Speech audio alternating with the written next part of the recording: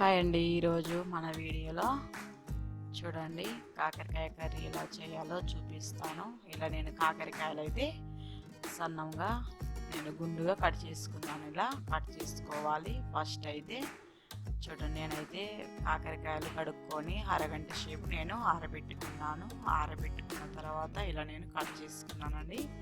ఇలా మీరు ఒకసారి కాకరకాయ ఫ్రై చేసి చూడండి, చేదు లేకుండా మంచిగా. చిన్నపిల్లలు కూడా ఎంతో ఇష్టంగా తింటారు, కడుపు నిండా అన్నం కూడా తింటారు. ఫస్ట్ మనము గ్యాస్ స్టవ్ ఆన్ చేసుకొని కడాయి పెట్టుకోవాలి. కడాయి పెట్టుకున్న తర్వాత కడాయి వేడైన తర్వాత నూనె పోసుకోవాలండి. దీంట్లో చూడండి, నేనైతే 45 పావుల నూనె పోసుకుంటున్నాను. కాకరకాయ ఫ్రైలో అయితే నూనె ఎక్కువ పోసుకోవాలండి. నేనైతే 45 పావుల నూనె పోసుకుంటున్నానండి.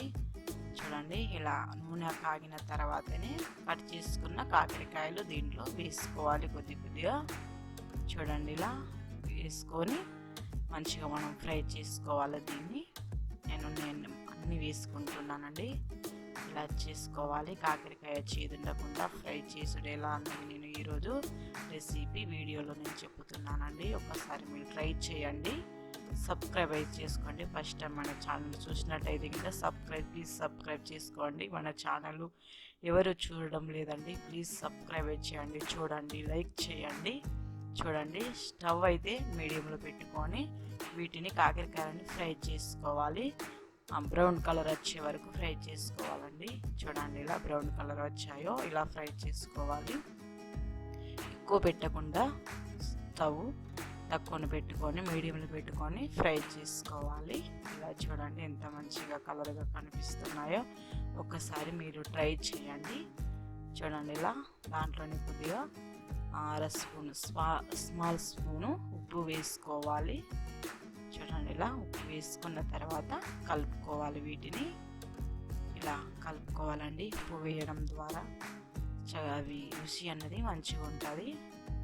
చూడండి, ఇలా నేనైతే ఎక్కువ నూనె పోసుకుంటున్నాను. చూడండి, ఇలా నూనెనే ఫ్రై చేయాలండి. నూనెలో ఫ్రై చేయడం వల్ల చేదు అన్నది పోతుంది, చేదు ఉండదండి, మంచిగా అవుతుంది. ఇలా చేసుకుంటే నెల రోజులైనా కూడా ఇది కాకరకాయ ఫ్రై నిల్వ ఉంటుంది. ఒకసారి ట్రై చేయండి.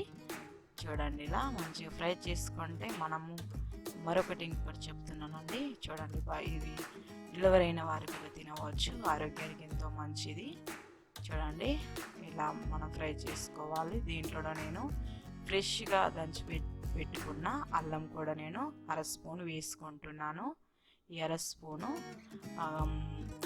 పచ్చివాసన పోయేంత వరకు ఇది ఇలా అనుకోవాలి.